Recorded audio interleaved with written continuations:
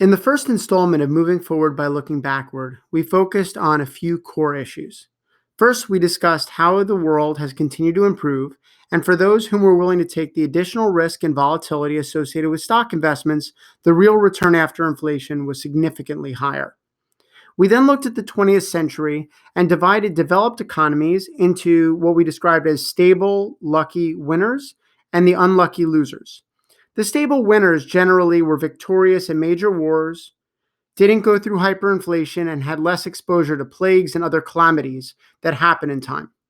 For the lucky stable winners, $1 invested in stocks turned into $543 over the 20th century, even after accounting for the impact of inflation. By contrast, bonds grew in real terms from $1 to roughly $6 in the stable lucky countries.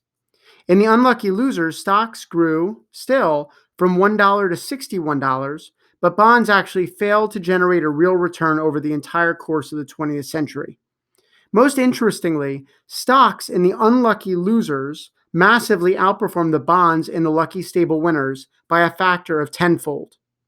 This is the difference between a 4.2% real return and a 1.8% real return compounded over an entire century. As Albert Einstein said, compound interest is the eighth wonder of the world. He who understands it earns it. He who doesn't pays it. So after that section, we then traversed to look at what drove this remarkable period of growth and focused on growth's two core components. How many people are working and how productive are they? We discussed the impact of major investments of the late 19th and early 20th century on the lives of people across much of the world. Indoor plumbing, so water and sewage, electricity, central heating, the telephone, and the internal combustion engine, and how machines built to leverage these inventions, for example, the refrigerator, the washing machine, indoor toilets and baths, mechanical reapers, automobiles, transformed lives in unprecedented ways and allowed children to get off farms and women to leave the monotony of daily household chores to join the workforce, often after many years of additional education. Farm laborers went from 46% of the workforce to only 1% of the workforce between 1870 and 2009. The percentage of women between the ages of 25 to 64 participating in the workforce grew from roughly 10% to roughly 70% over this time period. The monotony of farm labor and household toil in difficult conditions was often replaced by much safer and comfortable work environments by people who often graduated from high school.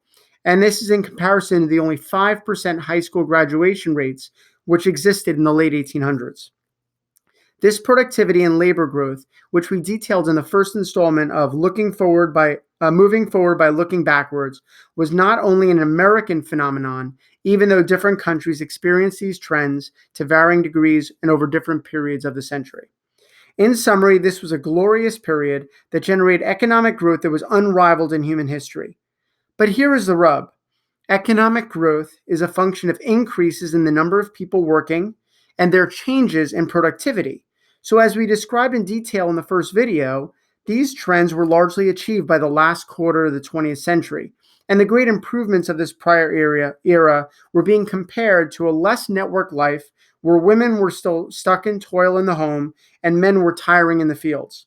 And few people were educated, with demographic trends creating headwinds and changes in productivity unlikely to replicate the prior century. Public officials and business leaders were left with structural challenges to achieve the economic growth that people had become accustomed to and to meet the retirement expectations that their citizens had been promised. In the next installment, we will be moving and discussing these issues in greater detail. Thank you very much. Before moving into the material, I would ask that everyone takes note of the disclosure language.